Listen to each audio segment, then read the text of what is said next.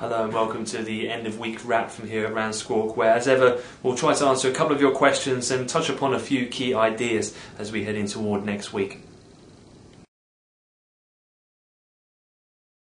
So we've gone through the close now here and Europe, and still no compromise between that of Boehner and Obama in reference to these ongoing negotiations regarding the pending US debt ceiling deadline next Tuesday on August 2nd.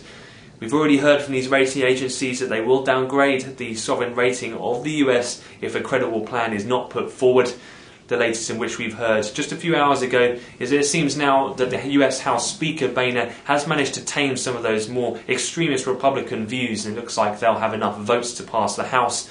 But still, by most indications, it would seem that the Senate are still not happy with those plans, will vote that out, and it seems as though this, could come down to the last minute in terms of an actual agreement in order to satisfy and keep, potentially lose that AAA rating in the US sovereign.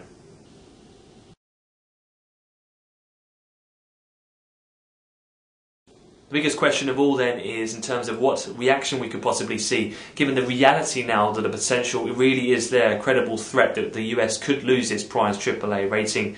Most analysts believe that in terms of initial knee-jerk reaction, it's likely we'll see some fairly aggressive selling in dollar-denominated assets, that of the currency and also of the US 10-year. However, some question the actual longer-term prospect, given the fact that the dollar will remain and still is very much so the world global reserve currency.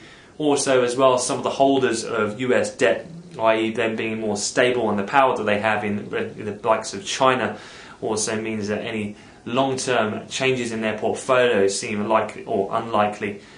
One thing to keep an eye on though will be what will be seen as the initial alternative on an intraday basis. Could well be that of the Bund future, given Germany's AAA status.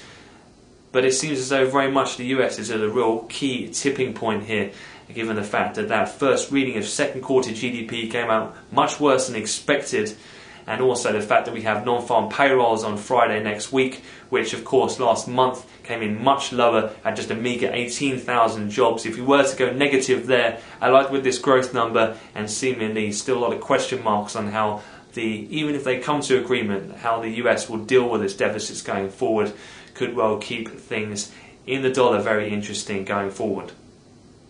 Hopefully that answers a couple of questions, just a few ideas we'd like to touch upon at the end of the week. So that's it from me. We'll be up bright and early to give you the squawk on Monday morning, when we'll update you with these debt ceiling talks and how things have progressed. So for the time being, have yourself a great weekend, and I'll see you on Monday morning.